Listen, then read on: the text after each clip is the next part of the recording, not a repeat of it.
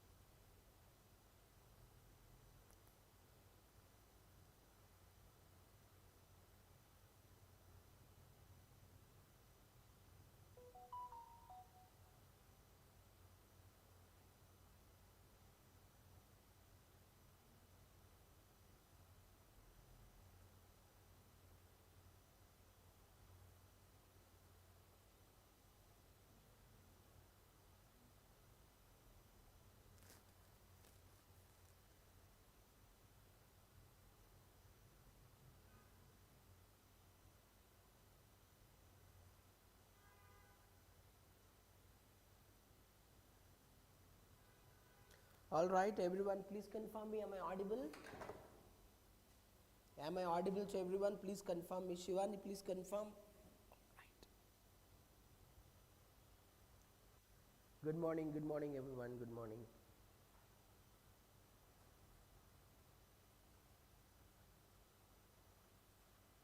All right, let's continue. So I hope every one of you remember in the yesterday class we started discussing about the secondary metabolites and we completed the terpenes as well as the phenols. Tell me, Shaila, what is the major pathway that is involved in the phenol synthesis in the plants? Shikimic acid pathway. What about in case of a fungus? What is that? Malonic acid pathway, is it? I hope every one of you remember that very clearly, right? So last and final question, what is the name of the most important one, what we can say that? Good morning. What is the most important precursor molecule that is involved in the synthesis of phenols? Or what is the name of the amino acid that is involved in the synthesis of phenols? Amino acid, which is called phenylalanine. Remember, phenylalanine only going to give rise to comaric acid, camarel-CoA, chalcones, then finally chalcones are going to give rise to the phenols. Clear? I think Vijay Lakshmi, I think it is audible for everyone. Just refresh your screen. All right, okay. So I believe every one of you remember in the yesterday class we have completed all the type of the phenols, right? So in the last class we have started discussing about the last category, that is called as what? Very good. Nitrogen containing compounds. So the nitrogen containing compounds, why do we use the word nitrogen containing compounds? Because at one or other position the nitrogen is present in the ring along with the carbon. That's the reason only we call it as the nitrogen containing compounds. Right, they are broadly categorized into alkaloids, cyanogenic glycoside, glucosinolate, then followed by the non-protein amino acid. We're going to complete today. What is the meaning of a non-protein amino acids? What is the meaning of a non-protein amino acids? So they are not at all involved in the synthesis of a protein. Then what is their ultimate significance? They are extremely meant for the defense in the plant body, right? We're gonna discuss that elaboratively now. I hope my voice is audible to everyone. Shafia, my voice is clear. Amini. All right, I believe every student remember in the yesterday class we were discussing about this particular slide and I requested everyone to remember this particular slide compulsory. So here the name of the alkaloid, biosynthetic precursor, example, as well as the human uses. So correct, especially remember the examples whatever I am writing here: nicotine, atropine, cocaine, codeine, morphine, reserpine, stretchinin. Whatever the examples that I have mentioned here, I want you people to remember this particular examples compulsory. Right, there is no point of getting confused over there. All right. Okay, so I believe all of you remember, how alkaloids are basically going to show their mechanism. I think it's very clear, Vijay Lakshmi. I think it is only from your side. If it is the problem for everyone, has to get the same problem. All right, so the most important, this is the last slide that we are discussing in the yesterday class. If everyone very quickly recall how actually alkaloids are going to show their mechanism. Most important. So if suppose if I am a herbivore, if I start eating the plant which contain the alkaloid, so that alkaloid enters into the herbivore body, majorly blocks nervous system function, majorly block membrane transport, and majorly block protein synthesis. Especially, always remember, most of the alkaloids in our body, they block the neurotransmitters. What is the major function of the neurotransmitter? Neurotransmitter is the one which is carrying the information from one neuron to the another neuron, and ultimate function of the cell is protein synthesis. Whenever the protein synthesis occurs, then only all the cells can start performing well. So that protein synthesis, neurotransmitter function, membrane transport, all can be blocked by this particular alkaloids. As I said to all of you very clearly, why my pitch is very low? Okay, all right, I will resolve it. Let this class get completed. I will resolve it instantly. I don't know why the pitch is very low. All right, now let's continue. After this class, I will resolve it immediately. Okay, now listen. Alkaloid function is what majorly, since it is extremely toxic to the herbivore, it is also toxic to the plant. There's no doubt about it. But whenever they are present in the plant, all the time, all the alkaloids are in the non-toxic form, which means whenever they are present in the plant body, always they will be present in the N-oxide form or the non-toxic form. Then when they will convert it into the toxic form, let's consider this is the leaf. Okay, inside the leaf, alkaloids are present. So if I want to break down this particular alkaloid into toxic form, their enzymes are present somewhere. So whenever this entire part got crushed or damaged by the herbivore, immediately what is going to happen? These enzymes will go and combine with this particular alkaloid, convert them from non-toxic form to the toxic form.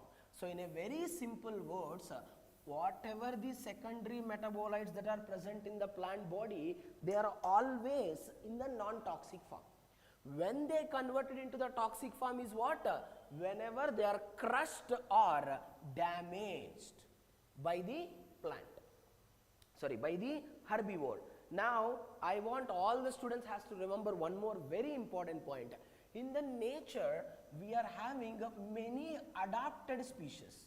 What is the meaning of a adapted species? Adapted species means even though they eat the secondary metabolite or an alkaloid which is toxic, they are having the ability or capability to convert into less toxic or non-toxic form. Why? Because they are having lot of enzyme. See example, herbivore like a cinnabar moth. What is the speciality of the cinnabar moth? They convert the toxic form back to the non-toxic form because they are having certain enzymatic system. That's the reason only we call it as the adapted species. There's no point of getting confused over there. So this is what the first category, that is the alkaloid. Now the second category of the nitrogen containing compounds is cyanogenic glycosides. This is also very important. More than 4 to 5 times the question was asked from cyanogenic glycosides and glucosinonates. So from these two, they used to ask the question more oftenly. Now let's try to understand my statements very correctly without having any kind of a confusion. What's the difference between the cyanogenic glycoside along with the with glucosinolate. First let's understand the cyanogenic glycoside elaboratively. All of you look into the picture. Cyanogenic glycoside. So glycoside is what? Sugar which can release cyanide or which contain cyanide. So where this particular cyanogenic glycosides are abundantly found in the plant kingdom? They are most commonly present in the legumes, grasses as well as the rose. Some people used to eat the rose petals, right? So anyway, if we eat 1 or 2 rose petals, it won't cause any kind of a toxicity. But if we keep on eating the rose petals on a daily basis at a higher concentration, then obviously it leads to the cyanide poisoning or the cyanide toxicity only at the higher doses. And we all get a doubt that we all use the rose water as an astringent, right? So in the cosmetic industry, but it is absolutely safe to use the rose water because rose water is completely purified form, which is completely extracted form. It do not contain even minute quantity of the cyanide also. It is extremely, very beneficial to use. Okay, it do not contain any amount of cyanogenic glycoside. Now the question is very clear. When these cyanogenic glycosides are released from the plant, that is also very important. Listen, even though cyanogenic glycoside,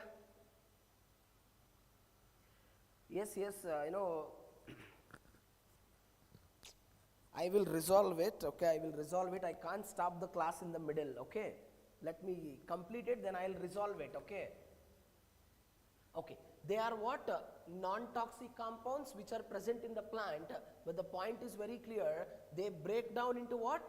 Toxic volatile gas. This is a very important point. You all people remember this statement very clearly that hydrogen cyanide, it is completely toxic volatile. Okay, so now point is very clear. They are going to be released from the plant only whenever the plant are crushed or damaged. Otherwise, whenever they are present in the plant, they are always in the non-toxic form. They are always in the non-toxic form. There is no point of getting confused here. Now you listen. So why cyanogenic glycosides do not cause the toxicity to the plant? What is the reason? Again, listen, understand the point. Whatever the cyanogenic glycosides that are present in the plant, they are spatially separated. This kind of a statement that they will raise in the exam. What is this particular spatially separated? Which means that all the students try to understand there is an important cyanogenic glycoside present in the sorghum. Sorghum is what kind of a plant? C3 or C4? C4, correct na? C4. In the sorghum there is a name of the cyanogenic glycoside which is called as dhurin. You have to remember it compulsory. Now what is the speciality of this particular dhurin? The dhurin actually stored in what? Vacuoles. Dhurin stored in the vacuoles. But the enzymes which can break down the dhurin into toxic form, they are present where? In the mesophyll cell. So what is the point or what is the conclusion here? Until dhurin is present in the plant, it is always in the non-toxic form. Whenever a herbivore start crushing or damaging, what is happening? The enzymes present in the mesophills enters into the vacuoles, then convert the dhurin from non-toxic form to the toxic form. Then only it will become completely toxic in nature. Otherwise, they will be completely inactive only. No point of getting confused. And very important, as I already told to all of you multiple times, there is no point of remembering the structure, but it is very important you have to understand the composition of the structure. Now let's look into the simple structure of a cyanogenic glycoside. All of you understand it contains a central carbon. Carbon is associated with sugar. It contains a cyanide along with their R groups. Very simple structure. So the point you have to remember, it is compulsory contain the sugar because it is a glycoside and it also contains cyanide. Now Now it is in which form? It is completely in the inactive form. Now how the hydrogen cyanide actually releasing it out? Listen everyone, how the hydrogen cyanide can be released out. All of you please try to understand. First, there is an important enzyme. All the students remember. The enzyme named as glycosidase enzyme. What's the function of this particular glycosidase enzyme? It is going to break down what? Sugar. That's all. So it cut the sugar. Upon cleaving the sugar, cyanogenic glycoside converted into what? Cyanohydrin. What is that? Cyanohydrin. The cyanohydrin is formed by the breakdown of the sugar by an enzyme called as glycosidase.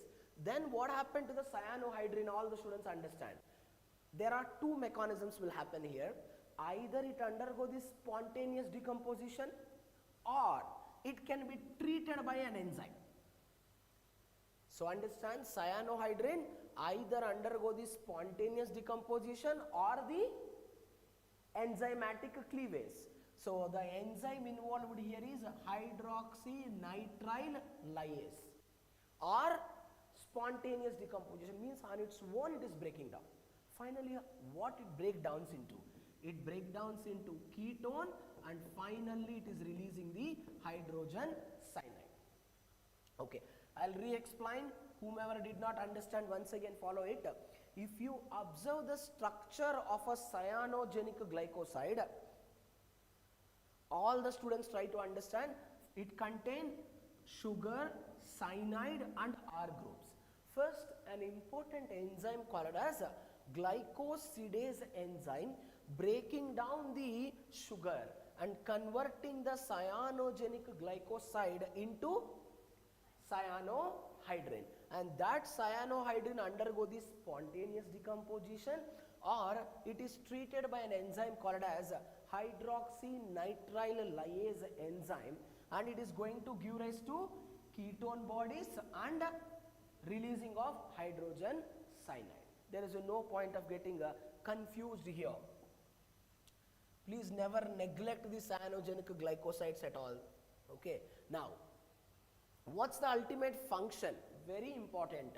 They can directly ask in the exam which of the following is secondary metabolite or effective in inhibiting the enzymatic complexes present on the inner membrane of mitochondria. If everyone quickly recall, the mitochondria contain 4 electron acceptor complexes, correct na? Which are extremely important for the electron flow. So most of the electron acceptors, they are metalloproteins. That's an important statement to be remembered. What is called metalloprotein? They are associated with the metal. We call cytochrome B6F, correct na? So we can call cytochrome oxidase. So these are all what? Metalloproteins. Almost all those metalloproteins can be blocked by this particular cyanogenic glycoside. So let's consider I am a herbivore. I started eating a plant which contains cyanogenic glycoside. Now that cyanogenic glycoside enter inside, it act on my electron transport chain in the mitochondria. Obviously it blocks the electron flow, which results there is no production of ATP. Obviously cell death occur, which leads to the apoptosis, which is a very dangerous condition to the herbivore. Now listen, high levels of cyanogenic glycosides present in a cassava tubers can cause partial paralysis of limbs. You know, the tribal people who used to live in the Northern America, they used to eat this cassava tubers as their carbohydrate source. However, we Indians eat rice and roti as a major carbohydrate source. Similarly, they used to eat this cassava tubers as their major carbohydrate source. As a result, what is generally happening, this cassava tuber which contain extreme level of cyanogenic glycoside, it causes one side paralysis, either right hand left leg or the left leg right hand in same way, okay, or the right leg or the left hand. Only one side paralysis it will cause, but at very higher concentration it causes complete paralysis of the body, right? these tribal people started consuming this cassava tubers at a very higher concentration. Because of that, up to 2 to 3 generations of these tribals completely affected with chronic cyanide poisoning. Okay, and remember, this chronic cyanide poisoning is also occurring because they start consuming at a higher concentration. If they started taking it a minimal concentration, the hydrogen cyanide never be released. It is all about higher concentrations. No point of getting confused. Correct. So the next third type. What is the third type? Glucosinolate. This is also asked the question in the exam. What is the question they asked in the exam? Which of the following secondary metabolite having sulfur in their active ring structure? Okay, glucosinolate is the one which contain the sulfur. Again, see the structure. It contain carbon. It is double bonded to the nitrogen, whereas nitrogen connected to the sulfur, and it is single bonded to the sugar. Right. Again, it is single bonded to the R group. So you no need to remember the structure at all. Remember the structural composition, right? Whether it contain the sulfur, whether it contain the sugar or not. That is more important, you have to remember. Again, in the 2023 December paper also, you got a direct straightforward question. What is the question that they asked? Which of the following secondary metabolite most commonly found in the Brassicaceae family? Right, that is also what? Glucosinolate. So, best example, you can take cabbage, cauliflower, broccoli, radish, wasabi. You might observe when we cut the cabbage or the broccoli, we get a smell. And you also observe that that smell cannot withstand for longer time. You know, in less span of time only, you can't feel that particular smell for a long time. What is the reason? Because glucosinolates are what? They are completely volatile. Correct, na? Since they are volatile, they will give the wonderful essence for only for the short period of time. Whenever it is cooking also, you get that particular essence. But you know, when the temperature is increasing, obviously they will become completely volatile. Do not get confused. So glucosinolates are the another class of the plant glycosides. No point of getting confused over there. And now let's try to understand very clearly how does this breakdown is happening. Again, it is very important, friends. You have to remember the breakdown compulsory. Okay, you know, I will summarize the breakdown of the cyanogenic glycoside. In the cyanogenic glycosides, what happened? First, we cleaved the sugar. Correct, na? Then it undergo the spontaneous decomposition, or it is treated by the hydroxynitrile lyase enzyme. Finally, we got the hydrogen cyanide plus ketone. Simple. Similarly, you try to remember, when you compare, it becomes so easy. If you look into the breakdown of the glucosinolate, all the students understand. So, what the glucosinolate contains? Sulfur, sugar, R group. Correct, na? So, again, obviously, who is going to cleave first? Sugar. There is an important enzyme. You have to remember, myrosinase enzyme. There, thioglucosidase enzyme. Myrosinase or thioglucosidase, both are the enzymes that cleaves the sugars, but at different positions. Now, myrosinase enzyme cleaves the glucose or sugar. Upon cleaving the sugar, now there is no sugar. And what is the point all the students has to remember here? Upon cleaving the sugar, what kind of a linkage is formed? What is this, Padmavati? SH? Sulfhydryl linkage got formed. This is also, they will rise as a statement.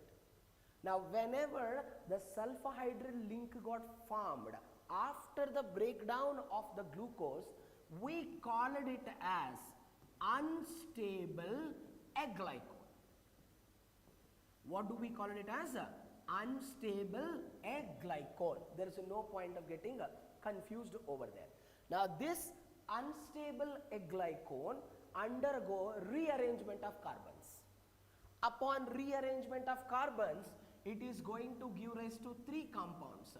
One is called as isothiocyanate, nitrile and thiocyanate. No need to remember the structures, but you have to remember compulsory what kind of a compounds are getting released actually. What are those? Isothiocyanate, nitrile and thiocyanate. Very good. I'll summarize it. If you observe the structure of the glucosinolate, it contains sugar and it contains the nitrogen associated with the sulfur. Upon treating with a myrosinase or the thioglucosidase enzyme, what is happening? So, sulfhydryl bond will be formed which converts into unstable aglycone. Unstable aglycone undergo the rearrangement of the carbon. It is going to give rise to isothiocyanate, nitrile and thiocyanate. Easy to understand, there is no point of getting confused over there. Alright. Then the last and final category of the secondary metabolites is non-protein amino acids.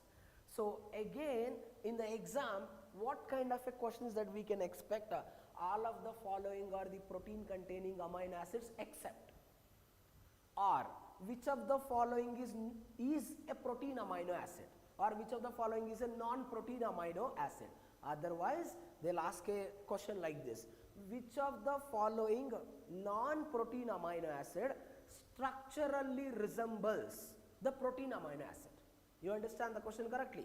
So look into this. Non-protein amino acid, generally in the nature 300 amino acids are there. Out of 300 amino acids, 20 amino acids are said to be the protein amino acids which are involved in the synthesis of protein. That we all know it very well. Now the question is very clear. Apart from this 20, we have certain, so what about this 280 amino acid? Anyway, they are having other significance. Similarly, in the plant, we have something called as non-protein amino acid. Whenever I use the word non-protein amino acid, everyone has to remember one point. They are 90%, I am using the word 90%, structurally similar. 90% and remaining functionally not similar as that of the, what we can say, protein amino acid.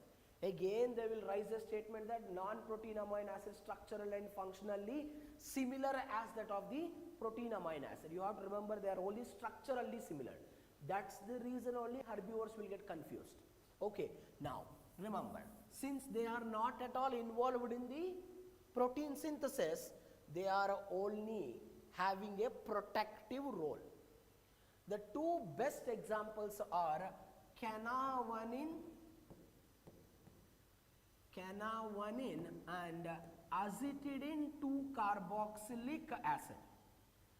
Canavanine and azitidine 2-carboxylic acid.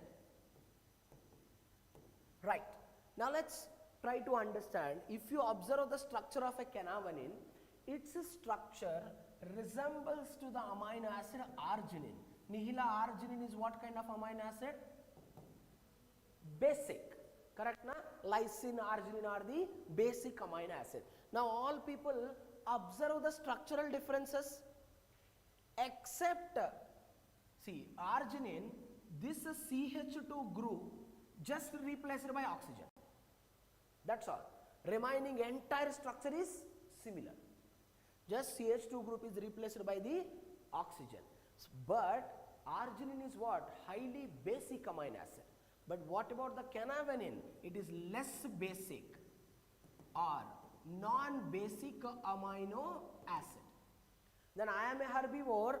When I eat the leaf, when I eat the plant which contain canavanine, then my body always confused between canavanine and arginine. If I take the canavanine for the synthesis of a protein, it never show the basic property which leads to the non-functional protein. If the protein is non-functional, obviously cell death occurs. You are getting the point. Now, next one if you observe very clearly, acetidine 2-carboxylic acid. What's the point you have to understand? Acetidine 2-carboxylic acid exactly resemble the structure of a proline. What is proline? Amino acid which provide the rigidity. Correct na? You observe the ring of the proline, one carboxyl group, 1, 2, 3, 4, 5 carbons with one H group, one NH group. Here no difference. 4 carbons, 1, 2, 3, 4 carbons with one NH group. That's the only difference. Structurally similar, but the functionally they are not at all similar. There is no point of getting confused here. Now all of you try to understand what exactly this non-protein amino acids are doing in the body. Listen all of you. They can block the synthesis and uptake of protein amino acid. Why? Because their structure is similar as that of the protein amino acid. As a result, cell starts getting confused. Which is the protein and which is the non-protein amino acid. You can see here, once the non-protein amino acid canavanine got ingested, see here, instead of arginine it got introduced, it leads to a non-functional protein. What is the reason? Arginine is a highly basic, canavanine is less basic than the arginine. Hence, it cannot perform any functions. Now, again, you all people has to get a very valid doubt. Plant also synthesize the proteins. So, plant require 20 protein amino acids, and this particular canavanine acetidine 2-carboxylic acid present in the plant itself. Then how plant can differentiate or discriminate which is the canavanine and which is the arginine? Then plant also by mistake it may choose the canavanine, but plants having lot of enzymes, plants having lot of enzymatic system that can discriminate, that can differentiate which is the canavanine, which is the arginine. As a result, plant protect itself from the non-protein amino acids which are present in the plant body itself. You are understanding? Because of the enzymatic system. There is no point of getting confused over there. All right. Okay, 1 second. Okay. So those are all what? Different types of the secondary metabolites. So we read, so far we understand the 3 major class, that is the terpenes we completed, phenols we completed, then we also completed nitrogen containing compounds. That ends the secondary metabolites. But we have to know little bit extra information here. Okay, I want you to understand this extra information. Plant proteins that inhibit herbivore digestion. So now you understand the concept very correctly. How a plant protein inhibiting the digestion of the herbivore. See, in case of any organism, if I want to break down the sugars, what enzyme is required? Amylase. Correct na? If I want to break down the proteins, we generally uses the proteases. Correct na? These enzymes are generally present where I am a herbivore. In my body, these enzymes are present. So when I am a herbivore, when I eat a plant contains sugar. How can I break down in my body? By using amylase. In my body, plant contain proteins also. In my body, proteases are present. It break down the protein. But in the plant body, I am a herbivore. When I started eating the plant, inside the plant there are inhibitors are present. What inhibitors? Alpha amylase inhibitors, proteinase inhibitor. What they will do? So I am a herbivore, again I eat the plant, along with the plant inhibitors also enter in my body. So can I break down the sugars present in the plant? No. Can I break down the proteins present in the plant? No. As a result, it causes severe digestive problems in the herbivore. Next time herbivore never ever touches that plant generally. That is also kind of defense mechanism only. Look into this. alpha amylase inhibitors. Plant produce alpha amylase inhibitors that can block action of starch digesting enzyme, which is called as alpha amylase. You take an example of protein inhibitor, anti-digestive proteins, very important, produced by tomatoes, legumes. Tomato is rich of anti-digestive protein. Hence, whenever a herbivore eats the tomato, actually herbivores like a cow and goat, they like the tomatoes very much because of their taste. But tomatoes are extremely rich source of the anti-digestive proteins. You know, when they eat tomatoes, you know, up to 2 to 3 days they'll get a lot of digestive problems because they are the rich source of proteinase inhibitors. These proteinase inhibitors in the herbivore body, they block the trypsin, they block the chymotrypsin. Trypsin and chymotrypsin are the two most effective enzymes that break down the proteins. Correct na? They can be easily blocked. All right. Correct, correct. Okay. I hope it's clear for everyone. No confusions. All right. Okay. That ends the concept of secondary metabolites. Okay. Yeah. One more slide is there, important information that we have to discuss here. Listen everyone. All the students try to focus on this particular picture. Everyone try to understand this particular slide very correctly. How a proteinase inhibitor is getting activated in a wounded tomato plant. Why do we use the word wounded tomato? Because if the tomato is healthy, the enzyme is also inactive. So it is becoming active because the tomato got damaged. So what is the conclusion here? Secondary metabolites are released in the plant whenever the plant gets damaged. See, our immune system will become super active whenever when we encounter the pathogen. Similarly, whenever a herbivore or a pathogen attacks the plant, then only the secondary metabolites will be more active. Okay, now listen. All the students try to understand. Wounded tomato plant release a protein called as a procystemin. Okay, now no point of getting confused here. So this is let's consider a wounded leaf of a tomato plant. Once it got, how it get wounded? Because of the attack of herbivore. Then immediately what it is releasing? Procystemin. You all people know very well, I told you multiple times, pro means always inactive. So that procystemin undergo proteolytic cleavage. Proteolytic cleavage means an enzymatic cleavage. Upon enzymatic cleavage, it is converted into what? Cystemin. You got the point correctly. Now that particular cystemin, every one of you please try to understand here. How the cystemin can be transported? This is a very important question to be remembered. That cystemin can be transported in the plant via phloem.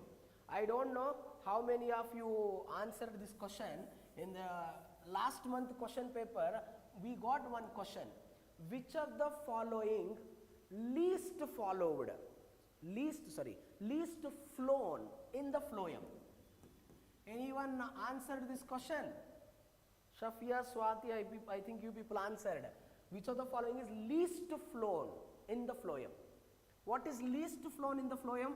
Actually, what will flow in the phloem? Reducing sugars will flow. What sugars will flow? Non-reducing sugars will flow. Correct na? Example, sucrose. Sucrose, raffinose, stachyose, arabinose, all these. Correct na? And second, they have asked hormones. Very important statement, never get confused. Hormones also be transported. Okay, never ever get confused. Hormones or proteins and sugars, especially reducing never ever be transported. So this is the simplest question they have given in the part B, okay, which are least transported, which is the reducing sugar. This is one question they asked. You don't believe they have asked another question, which is the 11th standard question. Which of the following can act like a source? I will tell you in the transport in plants, source to sink. Correct na? What is source? What is that? Leaves. That's the question they asked for the part B. Mature leaves. Okay. Mature leaves act like a source, and a root, a stem, they are all acting like a what? Sink. That's all. Two questions they asked are so straightforward questions. Okay. That's what they will raise the statement in a very tricky way. Anyway, listen. Now what I am trying to say, the system, procysteamine, which is released from the wounded plant, it is converted into what? Cysteamine. Now the cysteamine transported via phloem and entered into the targeted organs. Once it, listen everyone, once it entered into the targeted organ, obviously it is associated with what? What is that? Receptor. Now the activation of the receptor, what the receptor is going to do now? Receptor is going to activate what enzyme? Lipase. What is the function of a lipase? Break down lipids. Correct or not? Then there is a release of a lipid called as linolenic acid. Now all the students listen. Linolenic acid is extremely important for the biosynthesis of jasmonic acid. Now the jasmonic acid synthesizes lot of proteinase inhibitors. Inside the plant, if the proteinase inhibitor wants to be active, there is a requirement of what? Jasmonic acid.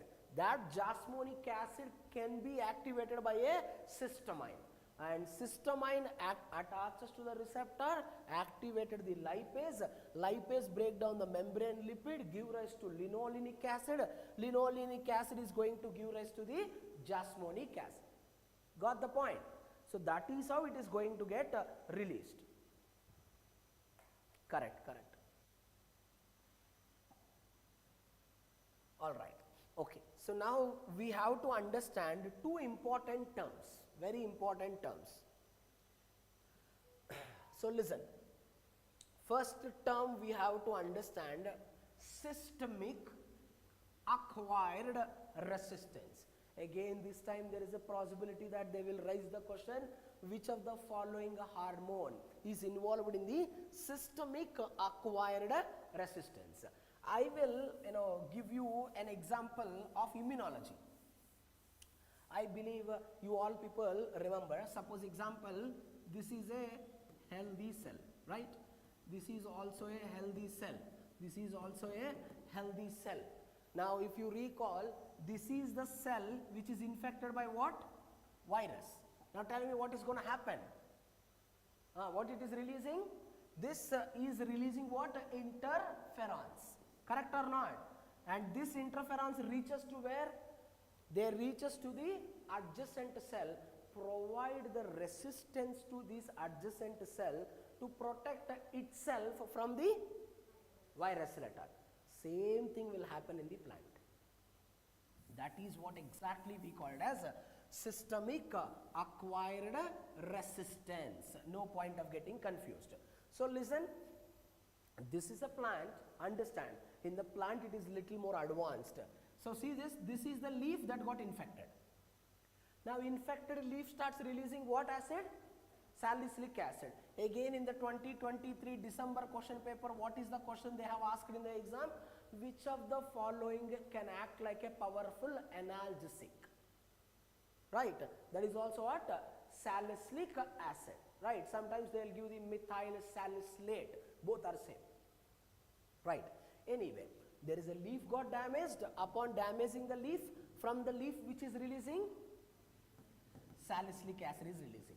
Now what happens to the salicylic acid? So listen, the interesting point is that salicylic acid is completely volatile in nature. Hence, it can easily transmit to all the parts of the plant. And what is the interesting point? Since it is volatile, it undergo airborne transmission. That's a very important statement that every student has to remember. What is this airborne transmission uses? It will transmit to adjacent plant also, which means it is not protecting its own plant, it is also protecting the adjacent plant. Again, they'll ask a question in the exam, which of the following hormone will show the airborne transmission? That is a very unique point to be remembered. What is that? Salicylic acid. No point of getting confused here. So listen all of you, whenever there is a leaf got damaged, there is a release of volatile methyl salicylate, and that will transmit to the all parts of the plant. Not only that, it will transmit to the other parts of the plant, even in the neighboring plant also. That phenomena we call it as systemic acquired resistant. Simple point. Pathogenic attack on one part of the plant induces resistance in other parts of the plant. That is called as what? Systemic acquired resistance. Then there is another term that we have to read. Very important. Now listen, this is the most important. This is the question which was appeared in the 2023 June also, December also, and even before also. Especially they have asked the question from PR proteins, pathogenesis related protein. Both the time they asked the question only in the form of a matching. Okay, now listen, try to understand. It's a simple mechanism, try to understand it very correctly. Hypersensitivity response again is the pathogen. So listen, after microbes enter, cells immediately surrounding the infection site die rapidly, depriving the pathogen of nutrients and preventing its spread. Generally, what do we call inflammation? Correct na? What is exactly use of inflammation? Suppose only this part of my hand got cut. Inflammation never happened here. Inflammation only happen at the area where the damage occurred. Why? To prevent the spread of infection.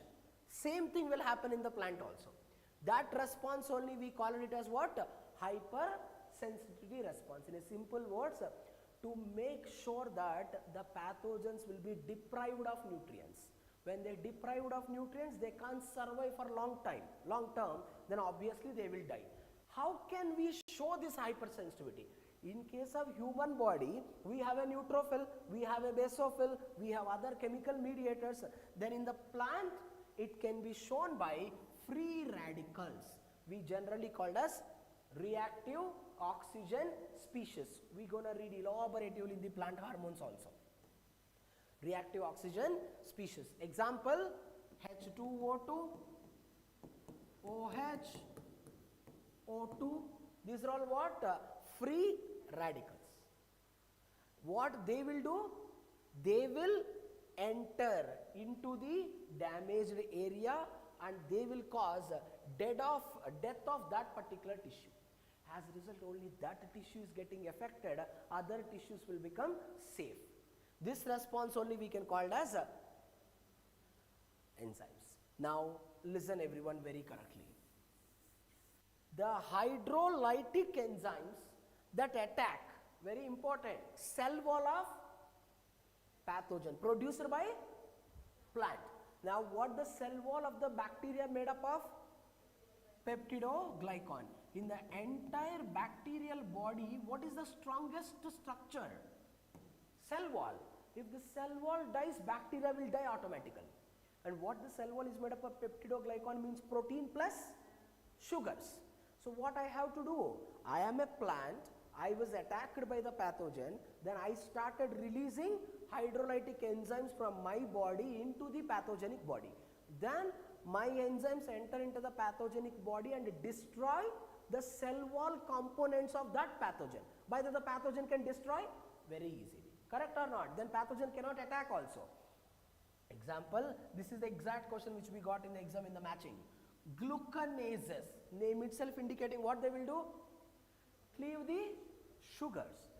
chitinases cleave the chitin. Where the chitin is present? On the fungal cell wall. So they are called as pathogenesis related proteins, shortly called as PR proteins. Okay, here I have mentioned only 2 examples, but I am requesting all of you, in the books it is there. I want you to remember at least 4 to 5 examples. Never ever neglect that. Okay, and it is easy to remember also. All right, so the last and final one.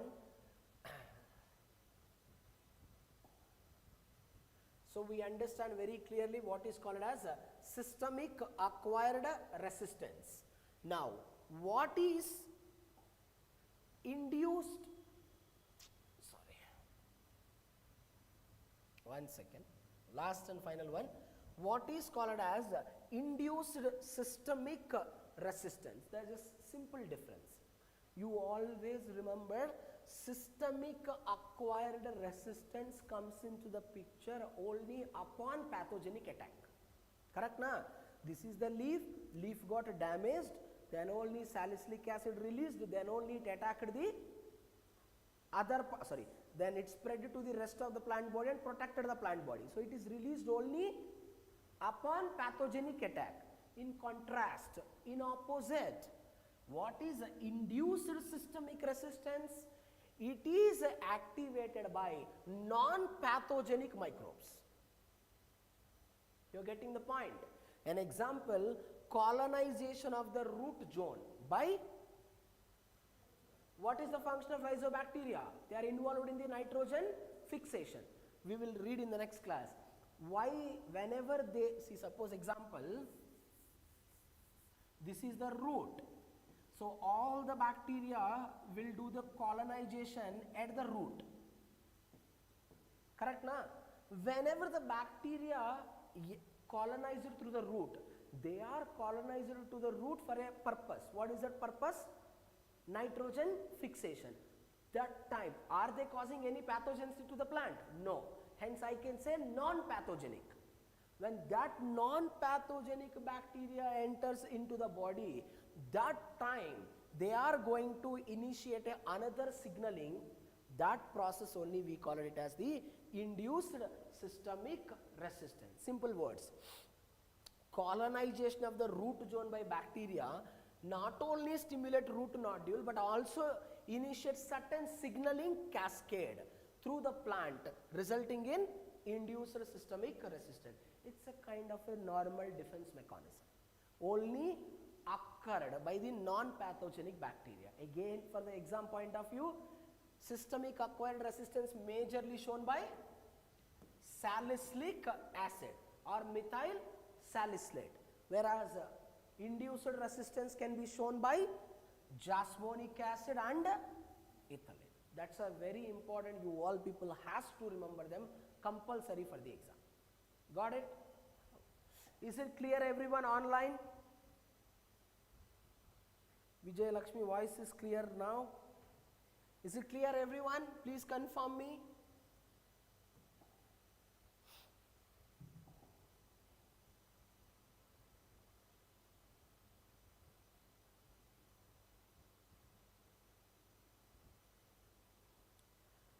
Clear everyone?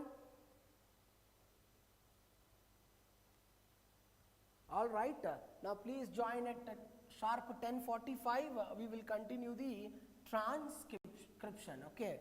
Please don't miss. Transcription is the most important one. I want every one of you to join at sharp 10:45. Okay.